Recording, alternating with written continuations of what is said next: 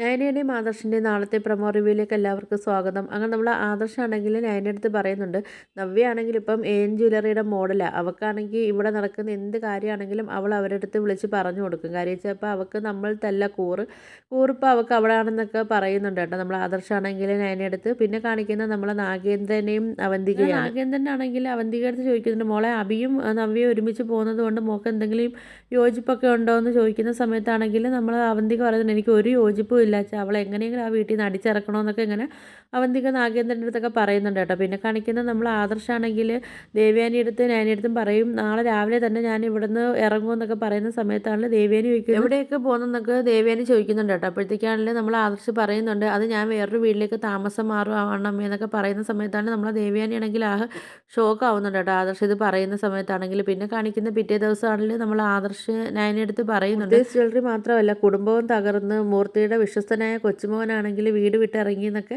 നമ്മളെ ശത്രുക്കൾ അറിയുമ്പോൾ അവർക്ക് ഭയങ്കര സന്തോഷമാവുമെന്നൊക്കെ നമ്മൾ ആദർശാണെങ്കിൽ നയനയുടെ അടുത്തൊക്കെ പറയുന്നുണ്ട് കേട്ടോ. അപ്പോൾ ഇതൊക്കെ കേൾക്കുന്ന നയനയ്ക്കാണെങ്കിൽ ഭയങ്കര സങ്കടമൊക്കെ ആയിട്ടിരുന്ന് കരയുന്നതൊക്കെയാണ് കാണിക്കുന്നത്. അപ്പോൾ ഇതൊക്കെയാണ് നാളത്തെ പ്രൊമോ റിവ്യൂ ആയിട്ട് കാണിച്ചിരിക്കുന്നത്. അപ്പോൾ നിങ്ങൾക്ക് എൻ്റെ വീഡിയോസൊക്കെ ഇഷ്ടപ്പെടുകയാണെങ്കിൽ ഒന്ന് ലൈക്ക് ചെയ്ത് ഷെയർ ചെയ്ത് സബ്സ്ക്രൈബ് ചെയ്ത് കൂടുതൽ ബെല്ലൈക്കൺ എനേബിൾ ചെയ്തൊന്ന് ഹൈപ്പ് ചെയ്തൊന്ന് സപ്പോർട്ട് ചെയ്യണം.